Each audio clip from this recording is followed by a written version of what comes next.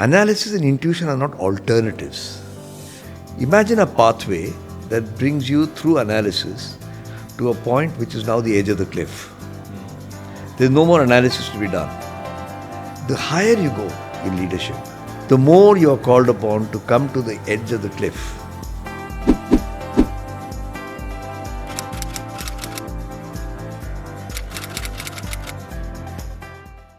RJ, thank you very much for coming over to the podcast.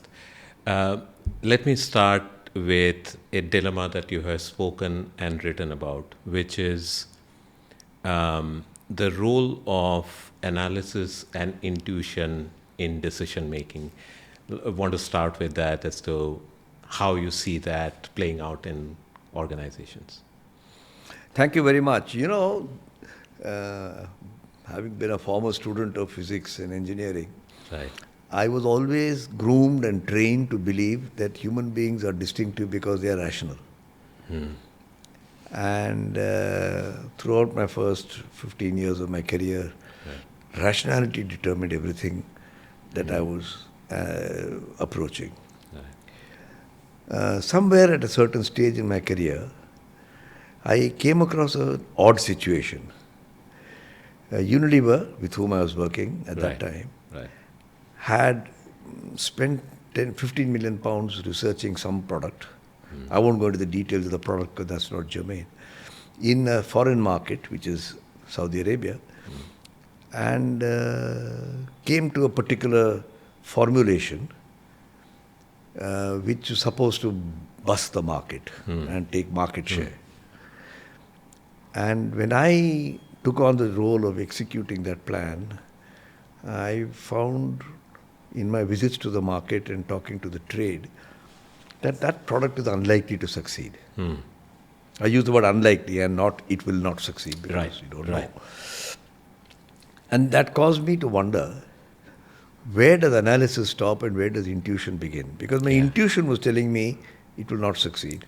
But all the analytics said it would succeed. Product testing, comparative testing, everything.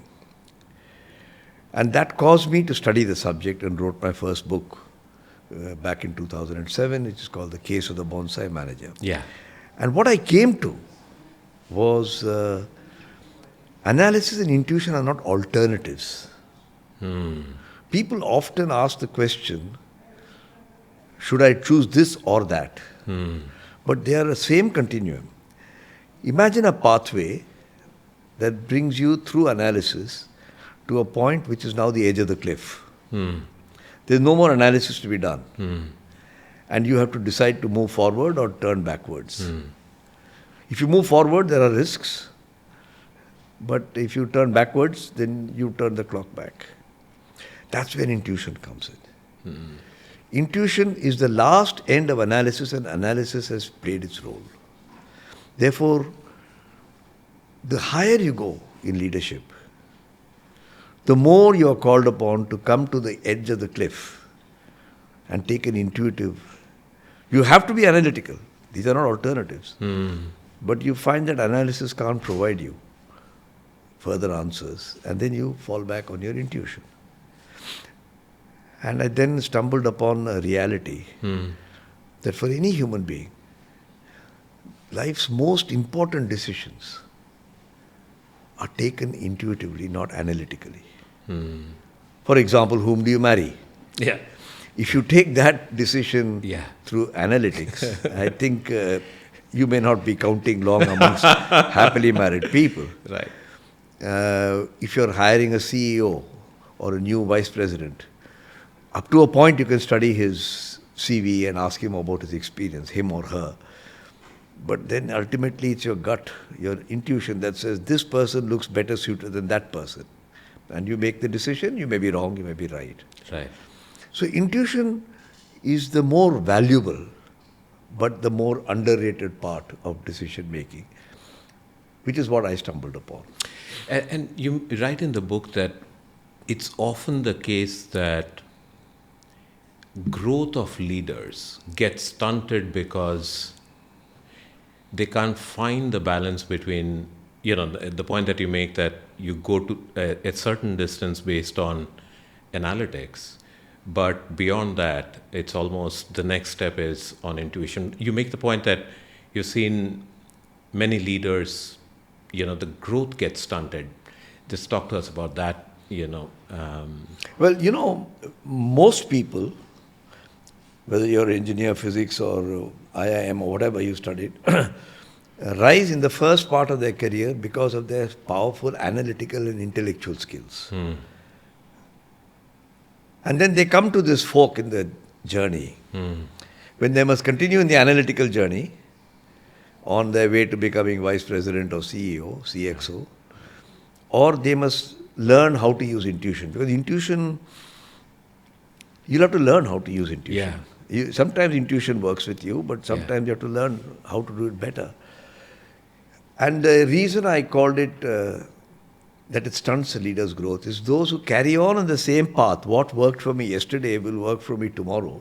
Miss this junction, this fork in the lift, in the journey. And then they keep on taking things. They keep on asking for data. If they keep asking for more and more analysis and information, there comes a time when they start getting gobbledygook. Yeah. Or they don't get any answer. Yeah. And they are left holding the problem. Yeah. And so the learning when in the career journey, intuition needs to be commissioned into the decision. Interesting.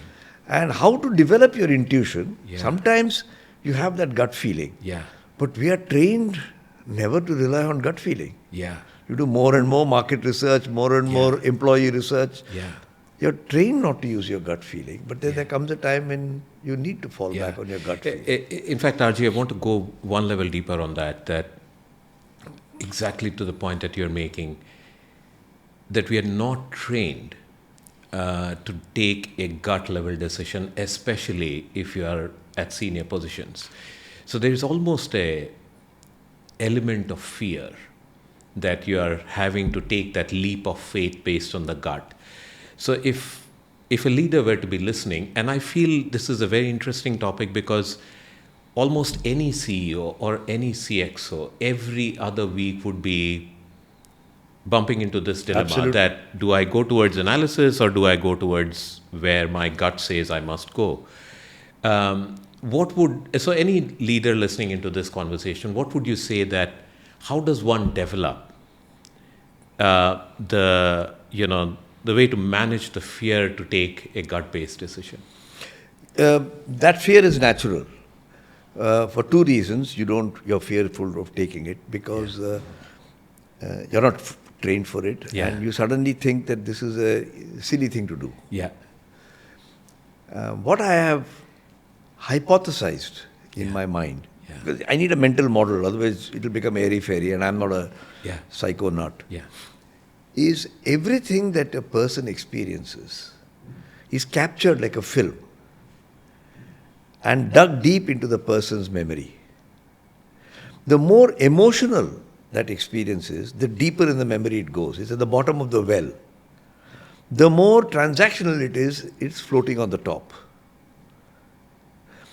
And gut feeling comes out of the deeply emotional feelings, deep in the well. Right. Rationality comes through the upper layer, right, what's readily available. Right. This is a hypothesis, right, because I find it works for me.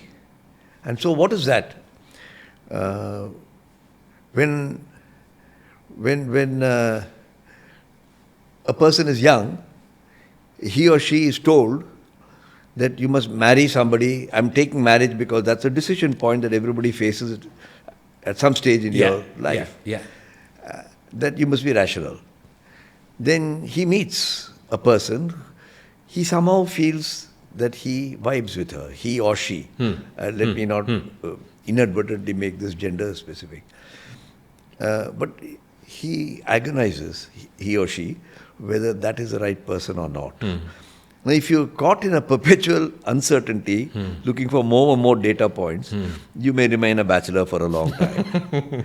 If, on the other hand, every single word that's uttered at every moment, you come and capture it and then subject it to artificial intelligence, you may have a very bad marriage. Right. Because you realize only after the marriage that it's not the matching of the two that counts, But it's the adjustment which each partner makes, because both partners feel they've adjusted to the other person. Right. And that is true in a happy marriage. Right. In the same way with decisions. So I'm negotiating with the labor union. I'm just taking an example. Have I pushed too far? Have I negotiated hard enough? It's always a subject of intuition. Yeah. Yeah. I'm giving away 100. Yeah. Maybe I could give away only 90. Yeah. But if I'm the unionist, I'll say it should be 110. Yeah. So they come close, Yeah. and then they may. So I think it's that fear is conquered only by delving deep into this. And what do we do when we are faced with that situation in a work situation? We go back deep into our memory. Inadvertently we do this because your memory's got that stuff below. Yeah. A lot of experience. Yeah. And think of maybe what your dad did, or a story you heard about an uncle, or a case study that you got involved with in some business school program. Yeah. These are all right there at the bottom. Yeah. And you got emotionally involved with that particular subject. Yeah. And you're not sure exactly what the algorithm is. Yeah. But that guides you in the direction of put your foot down, that's it and no more. Or compromise another 5 to make 100 into 105. That's very interesting. Ajit, that one point is that we just discussed is to get over the fear part of making a gut-based decision. Maybe the next phase is almost developing that as a muscle that a CXO must have. And just going maybe even to your, a long and illustrious journey, are there instances where you've taken a leap of faith, you've taken a gut-based decision, didn't work out, so you had to come back, and that allowed you to develop that muscle called intuition that I must lean on? Just, if you could Yeah, talk so about first it. let me tell you, I think it's a very good question. I can tell you the ones that worked. Yeah. But you're asking for ones that didn't work. Yeah, So sure. I'll give you one example very specifically. But let me first say what actually is going on. Everything that's stored, all the films that are stored in your brain Yeah. are coated. The coating is called emotion. Those that are very rich in emotion go deep down in the well. Right. Those that are light in emotion, transactional, stay At the higher up in the well. Yeah. And it is the ability to reach down into the depths of your memory, with the emotionally charged ones, that tends to give you a signal. So I'll give you an example. In Tata's, there's a certain stage when I was made a pitch to, and I made a pitch to Ratan Tata, and we had a startup which Tata has funded and promoted in a certain line of business. And the protagonist of this was the managing director, who was an extremely articulate and charming Yeah. CEO with all the qualities. If you read his papers, you'll say he's got everything in it. Somehow, even after 5-6 years, the startup did not reach Where its it was. targeted goals. Yeah. The explanations were very articulate, but the targets weren't being met. Some people told me that you should draw the line, be tough with the guy. My other part said you must give a startup time because he's dealing in unknown territory. And you can't treat it like a business that has been going on for a long time where lots of data is available. Emotion light, transaction rich stuff, which I can do if you're selling more of the same soap.